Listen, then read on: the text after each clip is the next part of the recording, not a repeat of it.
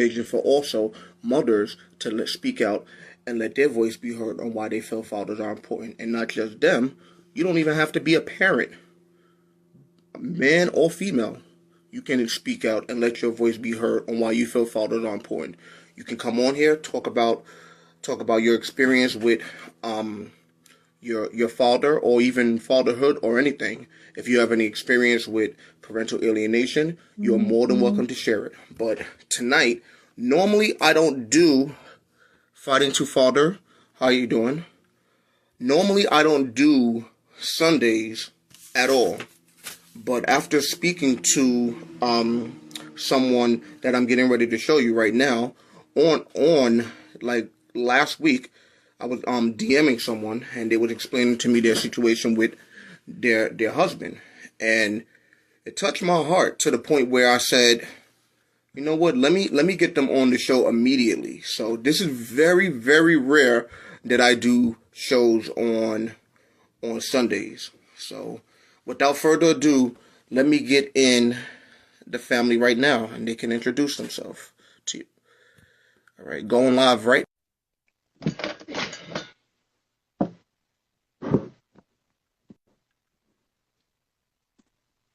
Hello. Hello. Can you hear me? Yeah. Yes. How you doing? Can you let everyone know both of your names and where you're from? I'm Lexi Duncan from Vacaville, California. And I'm Robert Duncan, also from Vacaville, Duncan Family, welcome to Fathers Are Important show. Thank you. Thank you for having us. Now, I spoke to you briefly, Robert, just yesterday, as a matter of fact, and you were telling me your experience. But before you start telling me your experience, why don't you start off by telling everyone, both of you can take a turn as well, by letting everyone know why the both of you feel fathers are important. Okay. Obviously, I feel that for a variety of reasons. I grew up with no father, and he was absent. And Sorry to hear that. saying I grew up without a dad. So no, I was just saying I'm sorry to hear that. Well, yeah, sorry, my volume's a little bit off. But yeah, I grew up without a father, so it made me realize the necessity for one. I was looking for a father figure in many different types of people, and I found it my uncles and my friends' fathers. But when I had kids, I really wanted to be in their life, and I made that a priority. And when I got divorced, it became really tough, and I just have hung in there for 10 years trying to be in their life. Okay. And to your wife, why do you feel fathers are important? So I have 3 children myself. I'm divorced. I had my dad my whole entire life. He was there. He's still there. My first son, his father passed away when he was 3 years old. And seeing him grow up without a father, also looking for a father, and he found that in my father and my grandparents and my brothers, and it's a must.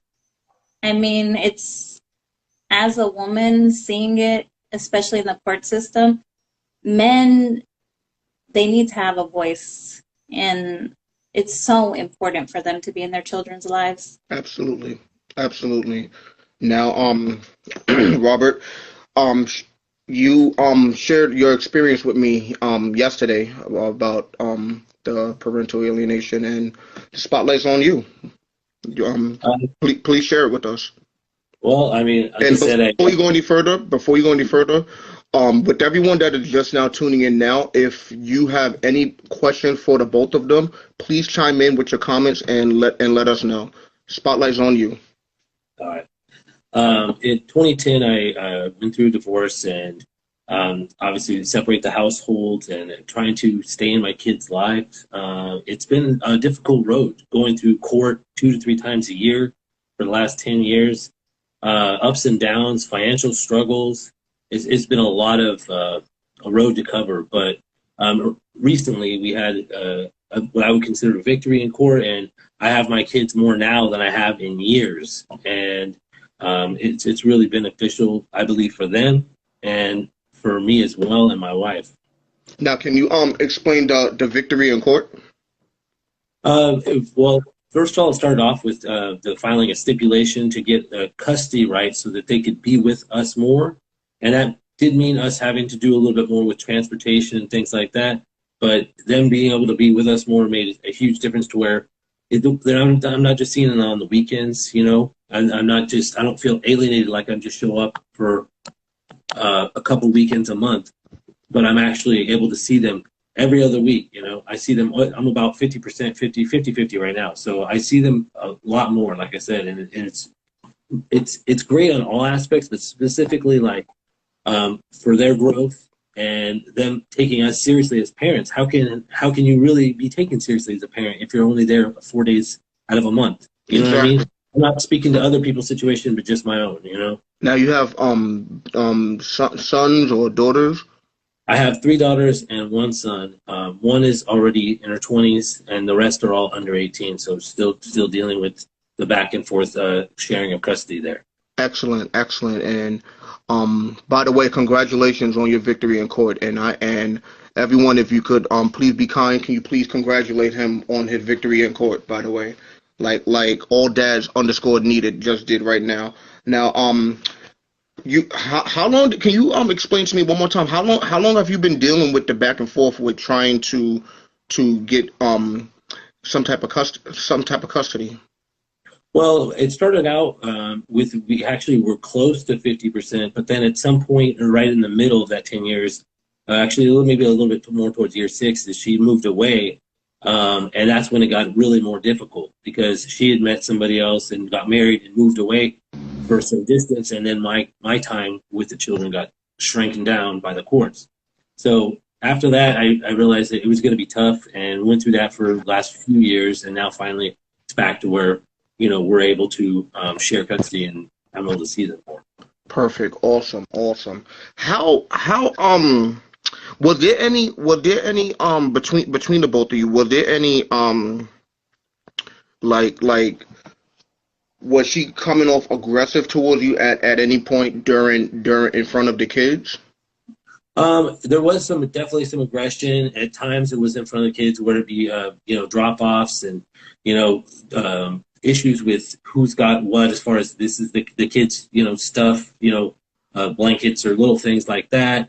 There was a time when she was aggressive with me in a Starbucks, you know, and I think I told you about that, you know, where basically she was physically aggressive with me, and I actually had to call the police and have it reported, you know what I mean? So overall, there's been a lot less of that over the last 6 years, but it's something I have to go through and deal with, and now I'm here. And basically, after 10 years, what I've realized is that the best thing you could do is educate yourself and know what your rights are, and then document everything to the point where, you know, this kid schedules and finances pass back and forth. I mean, everything. And because all that stuff makes a huge difference in court. So now I have a question.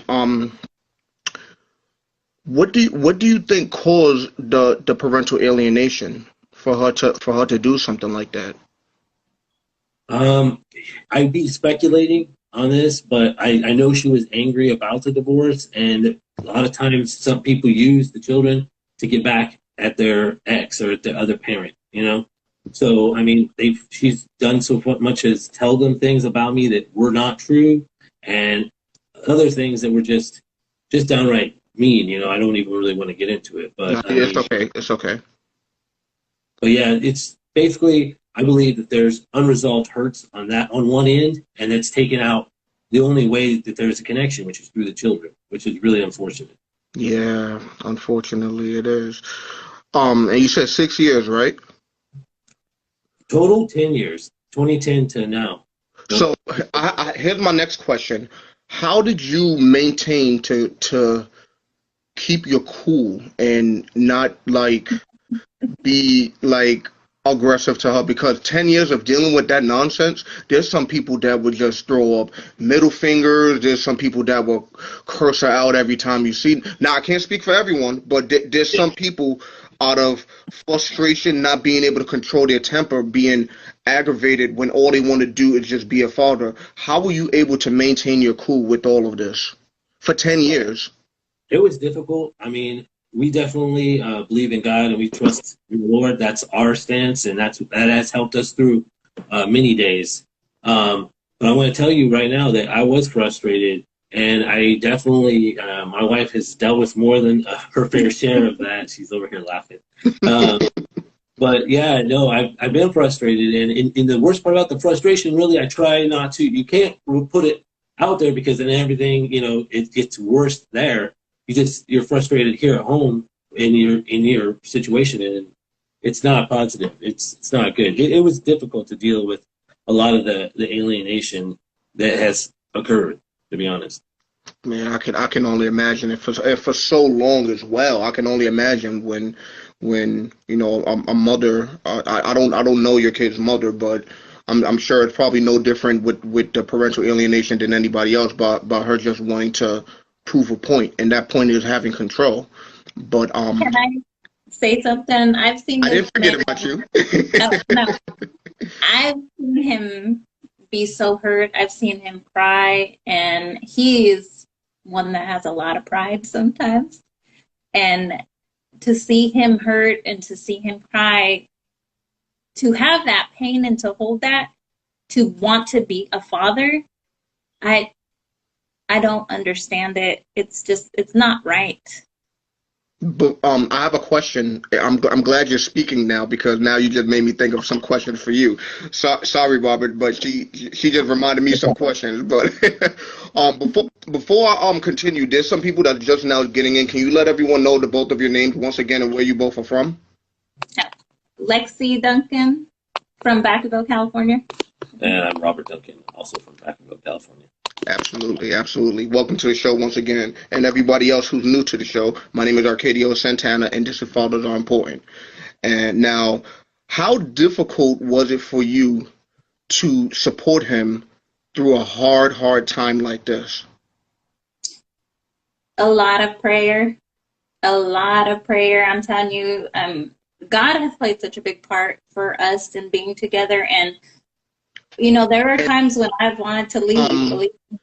And like all dads just said, or keep him calm. I'm there for him as much as I can. As much what he needs. If he needed space, okay, I know I'm going to give you the space, and then I'm come right back and check on your ass. Excuse me. I'm there for him.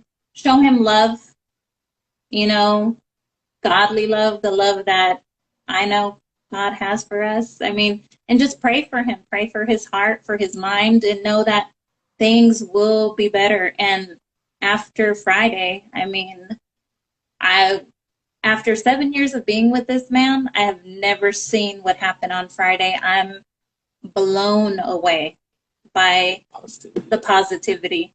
It was amazing. That was a victory, not just for him, but for the both of you as well, since you both are married, because when you see him hurt, you hurt as well, because you both are one.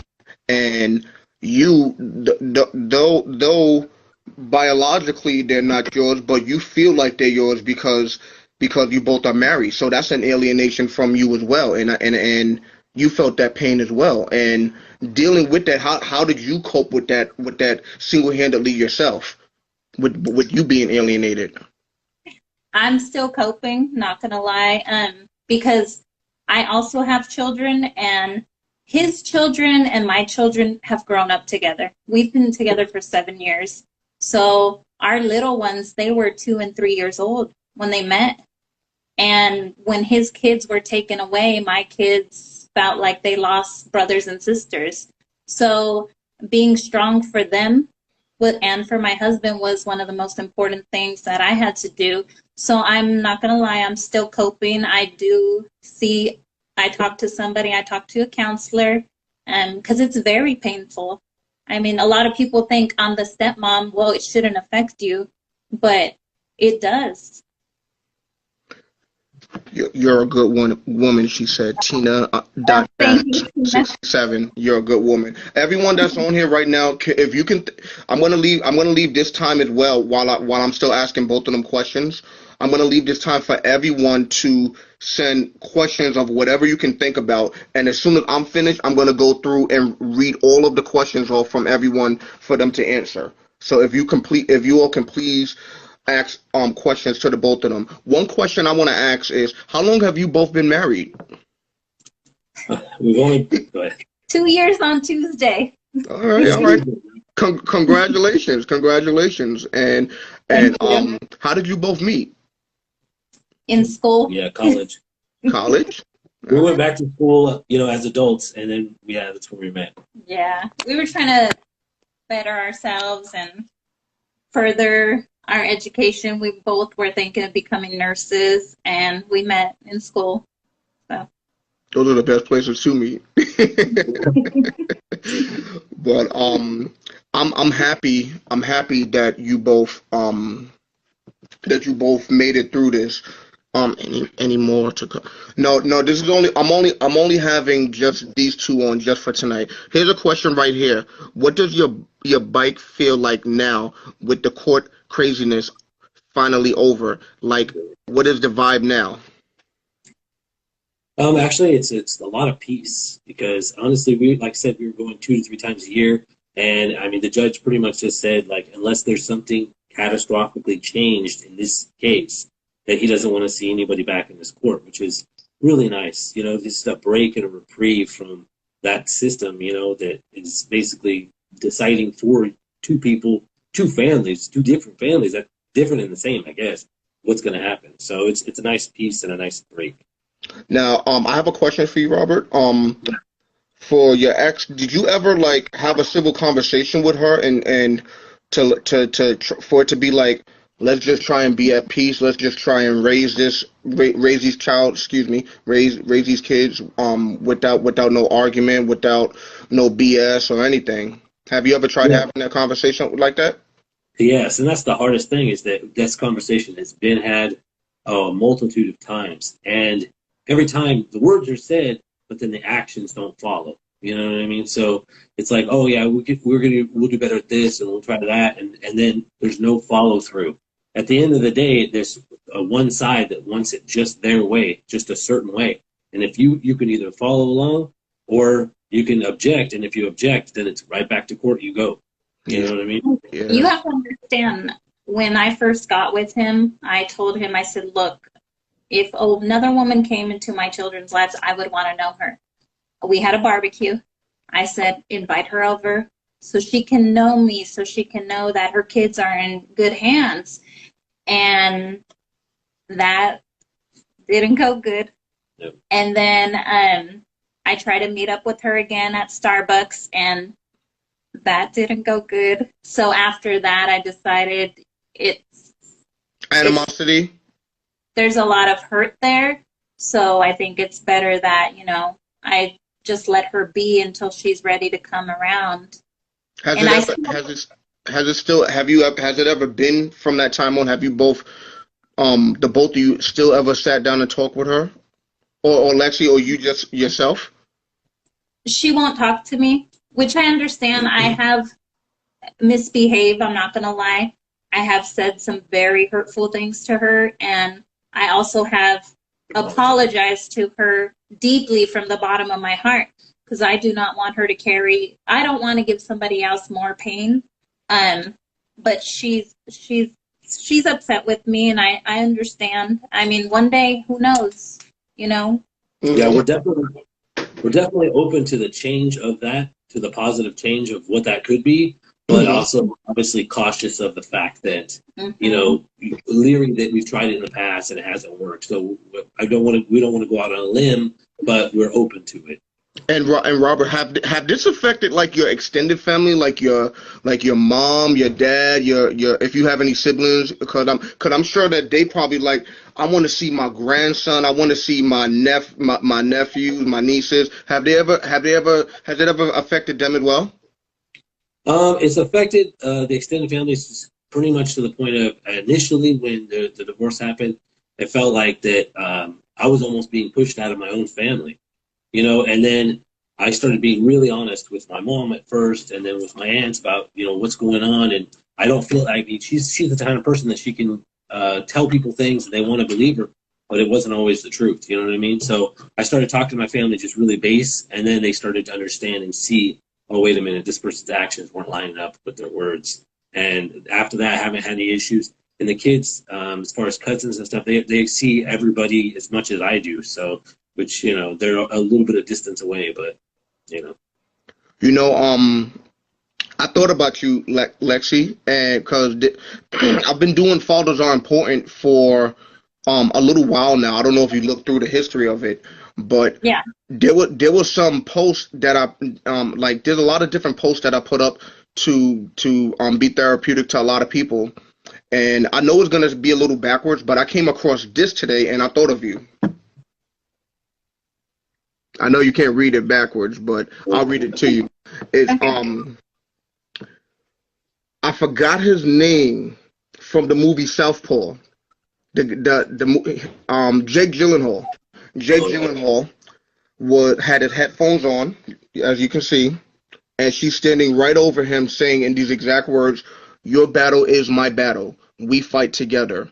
And that's pretty much what you've been doing this whole time. And sorry to get you, both in a cuddle moment with that, but but I admire you for that, because there's not a lot of women that are out here nowadays that would want to put up with something like that. Because there's some women that would say, "Hey, you know what? Excuse me for my language, but I don't have time for this bullshit. That's your battle. I just want to be happy." But you fought through it together. You both were in the ring together, like you both with Rocky Balboa and she was Drago. And I'm sure you both got knocked down for the 10 count a few times, but well, not for the 10 count. You both got up before the 10 count for such a long time. And not only me should commend you, but I'm asking everybody on here right now to give the both of them a round of applause emoji, because they both definitely deserve a round of applause, because this was a battle, not just that you fought, Robert, but that she fought as well and went through it, because obviously she loves you. And, yes. Like I said, it's not just the battle that man fights, but also whoever's standing by him. It's an intense battle, because it's not truly your fight, but you're choosing to make it your fight.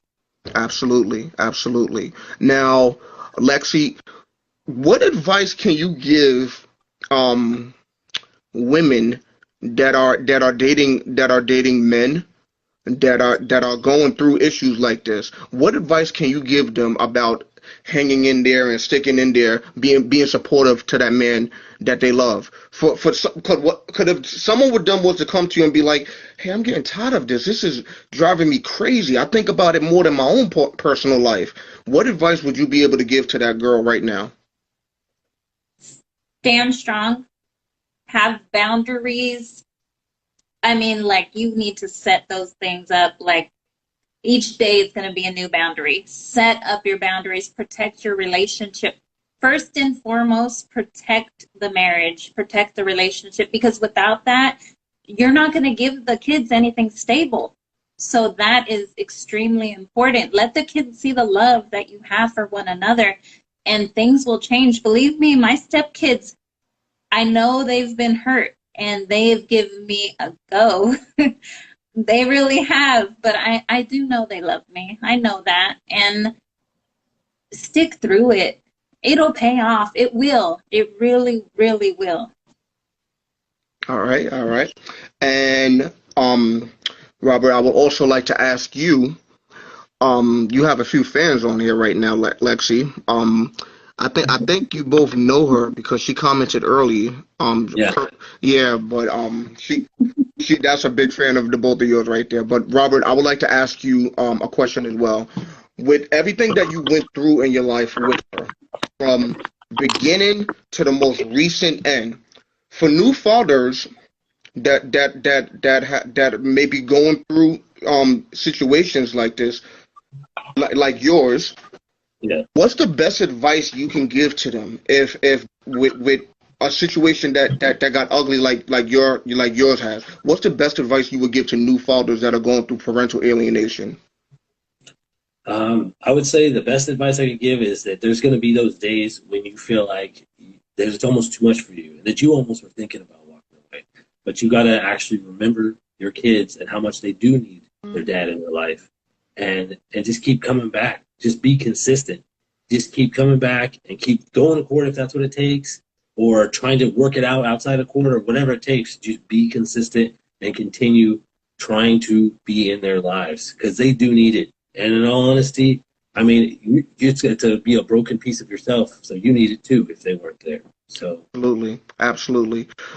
Two more questions I want to ask. If you could change the constitutional right for all fathers, what would it be? If you had the power in the family court system in the entire United States, to change the constitutional right of for all fathers, what would it be? I think that it should be changed to have equal timeshare for both parents. Both parents are equally as important in that child's life, and both parents are equally responsible physically, financially, and emotionally for that child. In other words, 50-50. Yeah. Lexi, do you agree? I completely agree. I completely agree. 110%. Absolutely, absolutely. There was another question that I wanted to ask you. Yes. Final question before I let you go.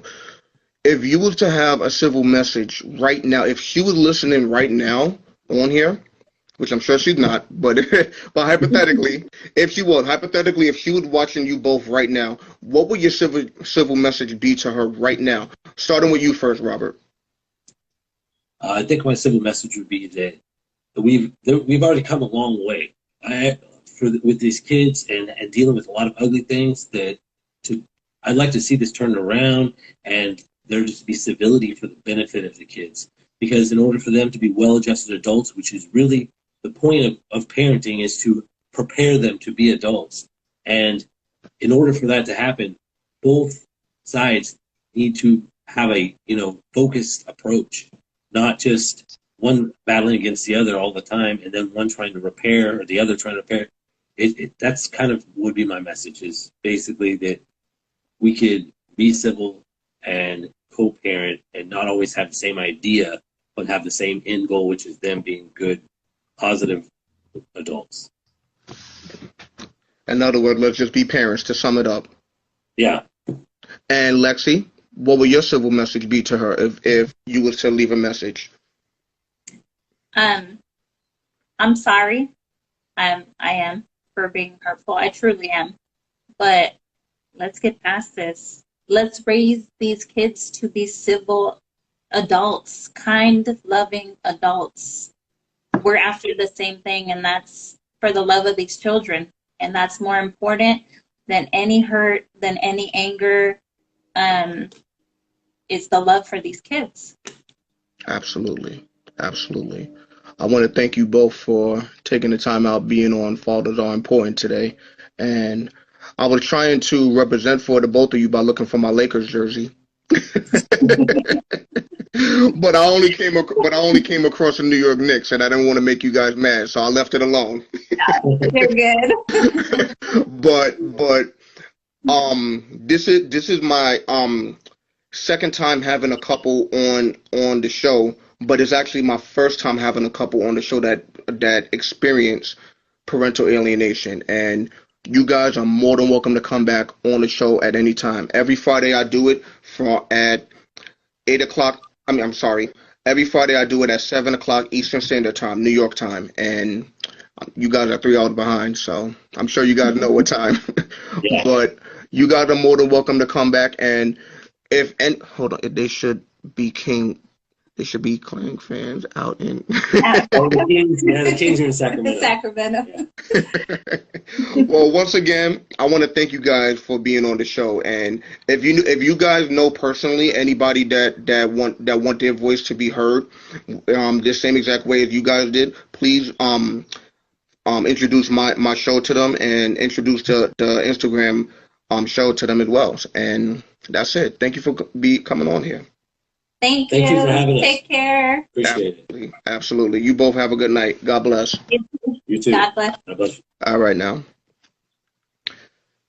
As you can clearly see, parental alienation does not discriminate. Parental alienation doesn't care what color you are. Parental alienation doesn't care who you are, if you're married to this person, that person, or anything. Parental alienation will attack you at all means necessary. It doesn't care if You want to be in the child's life. It doesn't care at all. Parental alienation is selfish. But what can we do? We can't do nothing unless we let our voice be heard, like what I'm doing now for everyone. My goal someday with this is to possibly gather a lot of people together and possibly go to legislation with this and let me and allow myself and a group of other people to try and stand up and let there be like the family just said, 50-50, because this is what every father needs in their life. It shouldn't always be a one-sided thing to the point where a mother has sole and physical custody. All kids deserve both parents in their life. I call it fathers are important, but if you look closely right underneath where I'm talking about in there that I'm raising awareness for parental alienation, I say twice, children deserve both parents. I repeat, children deserve both parents. My name is Arcadio Santana, live from Long Island, New York, and I'm letting you all know why fathers are important. Thank you for coming to the show.